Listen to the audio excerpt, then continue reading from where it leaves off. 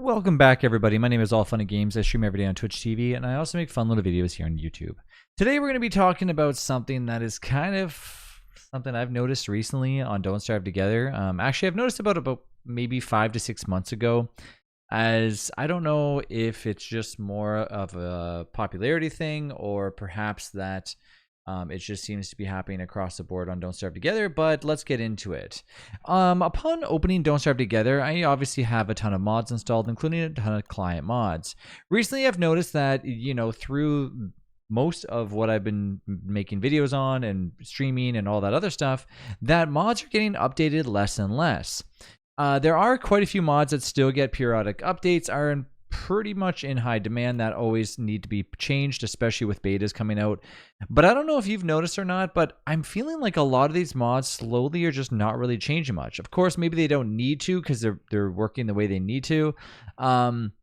But nonetheless, I used to get a lot of tweak changes on certain mods, and lately I've just found pretty much nothing. The big ones that seem to be getting updated all the time are, of course, the Architect Pack, Uncompromising Mode.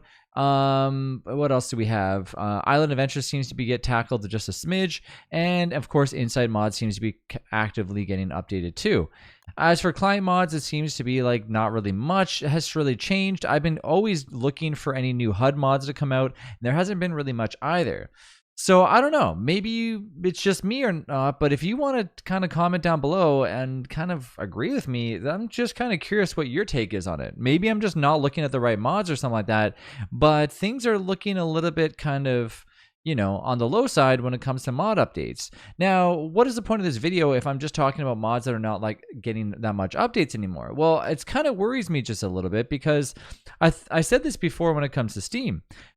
I don't know if Steam is ever going to need to come out with a way to encourage people to actually go through the process of updating mods. We've already been through the process where people have kind of gotten shunned away from making mods because, of course, where is the value in it or the profit in it? Of course, if there's nobody going through, the case of supporting them, outside of the Steam Workshop, which, in my opinion, Steam should be supporting these people.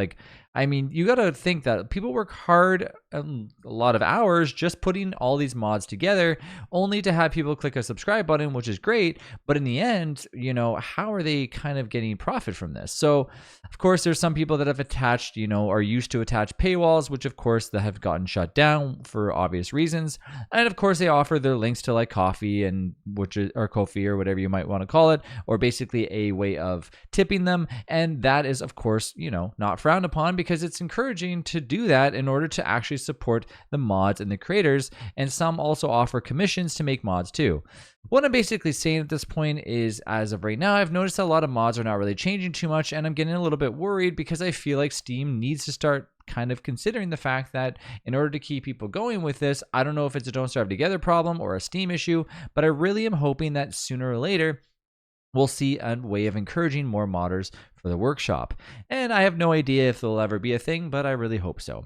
Anyways, if you're out there, go ahead and comment down below on what your favorite mod is and give a shout out to that mod creator. I think it's time that we start observing a lot of the cool mod creators out there and giving them a big pat on the back. So today I'm going to showcase my favorite one. Of course, I like them all, so you know what? I'm just going to leave it at that. No, I'm just kidding. I got to give it to one and one only. No, I really can't. Honestly, all the mods that I have, I've commented before on how much I really appreciate them. Of course, most of you are probably going to say geometric placement and stuff, but let's be honest, they're all great creators, and thank you to every one of them for doing such a great job. And honestly, if I could shout all of you at the same time within a matter of seconds, I would totally do that. But great job, everybody. Keep up the good work, and here's hoping that we see more mods in the future.